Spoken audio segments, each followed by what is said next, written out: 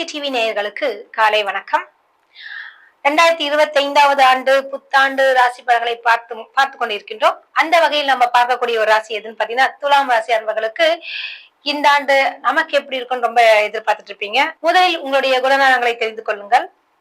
உங்கள் ராசி அப்படின்னு பார்க்கும்போதே துலாம் என்றாலே நமக்கு முதல்ல என்ன தெரியுதுன்னு பாத்தீங்கன்னா தராசு தான். தராசு எப்படி ஒரு ஈக்குவலா, அதாவது யாராக இருந்தாலும் ஒரு நியாயமாக தன்மையுடன் நேர்மையாக இருக்கக்கூடிய ஒரு ராசி என்றாலே அது துலாம் ராசி தான். உங்களுடைய ராசிக்கு ஏற்ற வகையில் நீங்கள் ரொம்ப அப்படியே சுக்கிரனுடைய அதிபதி வரையா ரொம்ப அன்பு, பாசம், நேசம், மற்றவர்களுக்கு ரொம்ப மரியாதை கொடுப்பதில் உங்களை போன்ற ஒரு நபர் யாரும் இருக்க மாட்டாங்கன்னு சொல்லலாம். அந்த அளவுக்கு ரொம்ப அருமையான ஒரு குணநலன்கள் பெற்றவர்கள். உங்களுக்கு இந்த கெட்ட விஷயங்கள் செய்யணும்ன்ற ஒரு பாவங்கள் செய்யக்கூடாதுன்ற ஒரு விஷயத்துல ரொம்ப தெளிவாவே இருப்பீங்க. ரொம்ப நியாயமான ஒரு நபர் என்றாலும் அது நீங்க தான். என்ன காரணம் என்று பார்த்தீர்கள் என்றால் துலாம் ராசியில தாங்க சனி பகவான் உச்சம் பெறுகின்றார். சனி என்றாலே உங்களுக்கு தெரியும், நமக்கு ஒரு நீதிமான் என்று சொல்வார்கள். அந்த நீதிமானே அங்கு முழு பலத்துடன் இருக்கக்கூடிய ஒரு ராசி எதுவென்றால் அது துலாம் ராசி தாங்க. சரிங்க, வாங்க ராசி பலன்களை பார்க்கலாம். அப்படி பார்க்கும்போது 2025வது ஆண்டு சனி பகவான் உங்களுடைய ராசிக்கு எங்கிருந்து எங்கே மாறுகிறார் என்று பார்த்தீங்கன்னா கும்ப ராசியிலிருந்து அவர் மீன ராசிக்கு செல்கின்றார். அப்படின்னும் பொழுது எந்த இடத்துல வரான்னு பாத்தீங்கன்னா ருண ரோக சத்ருஸ்தானத்தில் சனி பகவான் பயணிக்கின்றார். ராகு பகவான் எங்க இருக்காரு பாத்தீங்கன்னா இதுவரைக்கும் ருணரோக சத்துருஸ்தானத்தில் இருந்து பின் வழியாக, அதாவது மீனத்திலிருந்து பின் நோக்கி எங்கன்னு பாத்தீங்கன்னா கும்ப ராசியில பயணிக்கின்றார். எப்ப மே மாசத்துக்கு அப்புறம். அடுத்தபடியாக இந்த குரு பகவான் அவர் எங்கிருந்து எங்கே பயணம் செய்ய போகிறார் என்று பார்க்கும் பொழுது இதுவரைக்கும் அஷ்டம குருவாக இருந்த உங்களுடைய குரு பகவான் இப்ப எங்க போகிறாருன்னா பாக்கிய ஸ்தானத்திற்கு பாக்கிய குருவாக வருகிறாங்க. மிக அற்புதமான ஒரு காலகட்டம்னே சொல்லலாம். சரிங்க, இப்ப நம்ம முக்கியமாக பார்க்கக்கூடிய விஷயங்கள் என்ன தெரியுங்களா? அதாவது ஒவ்வொரு எனக்கு உத்தியோகஸ்தர்களுக்கு எப்படி இருக்கும், வியாபாரிகளுக்கு எப்படி இருக்கும்னு ஒரு சிந்தனை இருக்கும் இல்லையா? அதனால தனித்தனியாகவே சொல்றாங்க. உத்தியோகஸ்தர்களுக்கு எப்படி இருக்கும் அப்படின்னு பார்க்கும் வகையில் ப்ரொமோஷன்ஸ் கிடைக்க போகுது. அது மட்டும் இல்லாம பாத்தீங்கன்னா நல்ல ஒரு சம்பள உயர்வு கிடைக்க போகுது. நீங்க நினைச்ச இலக்கை எட்டக்கூடிய ஒரு தருணமாக இருக்கு. அது உத்தியோகஸ்தர்ல இந்த மார்க்கெட்டிங் பிரிவினர்கள்லாம் இருக்காங்கல்ல, அவங்களுக்கு நல்ல ஒரு சேல்ஸும், நல்ல ஒரு இலக்கு, நல்ல ஒரு இன்சென்டிவ், போனஸ் அப்படி இப்படின்னு சொல்லிட்டு நிறைய பணப்பழக்கங்கள் வரக்கூடிய ஒரு காலகட்டமாக இருக்கு. உங்க ராசியை குரு பகவான் பாக்குறது மிக மிக விசேஷம்னே சொல்லலாம். இதனால உங்களுக்கு நோய் நொடிகள் இருந்தாலும், வயதானவர்களான இந்த துலாம் ராசியாக இருந்தாலும் அவர்களுக்கு எல்லாம் மிக சிறப்பான ஒரு காலகட்டம்னே சொல்லலாம்.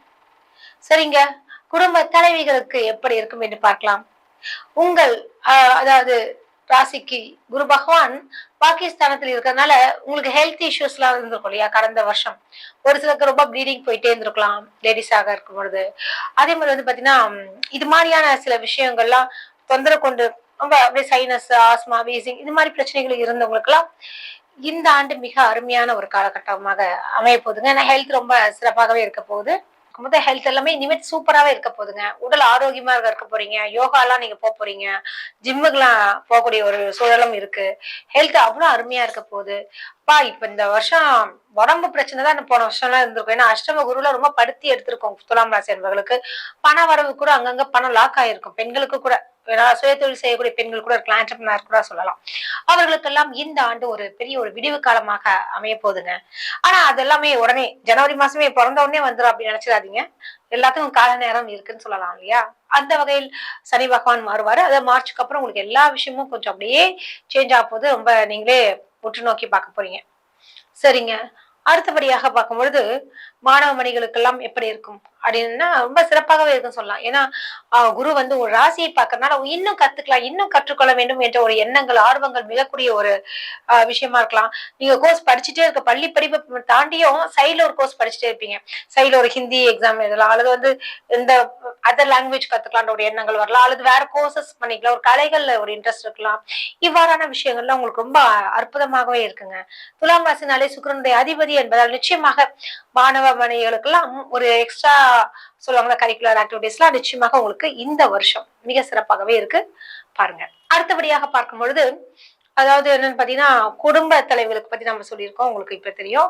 அது பெண்களுக்கு, இளம் பெண்கள் அப்படின்னு பார்க்கும்போது, அவங்களுக்கு திருமணம் சம்பந்தப்பட்ட விஷயத்துல ஏன்னா பாகிஸ்தானத்துல குரு பகவான் வந்தா குருபலம் வந்துருச்சுன்னு சொல்லுவாங்க. சோ திருமணம் சம்பந்தப்பட்ட விஷயங்கள இப்ப நீங்க மேற்கொண்டீர்கள் என்றால், நிச்சயமாக அற்புதமாக ஒரு நல்ல ஒரு துணை அமைவதற்கு அருமையான வாய்ப்புகள் உண்டு. எல்லாமே வந்து பாத்தீங்கன்னா, மே மாசம் அடுத்தபடியாக இதெல்லாம் செய்யும். இன்னொரு விஷயம் பாத்தீங்கன்னா, ஒரு சிலருக்கு வந்து திருமணம் வந்து ரொம்ப டிலே ஆயிட்டு இருக்கலாம். மறுமணத்திற்காக காத்திருப்பவங்கலாம் ரொம்ப கஷ்டப்படலாம். இவங்கலாம் என்ன பண்ணா, அவங்கவங்க ஜாதகம் சொல்லுவாங்க இல்லையா? சுய ஜாதகம். ஜாதகத்துல நல்ல ஒரு தசாபுத்தி, திருமணம் சம்பந்தப்பட்ட விஷயங்கள்லாம் நடக்கும்போது, நிச்சயமாக அவர்களுக்கு திருமண பாக்கியம் அமையுங்க.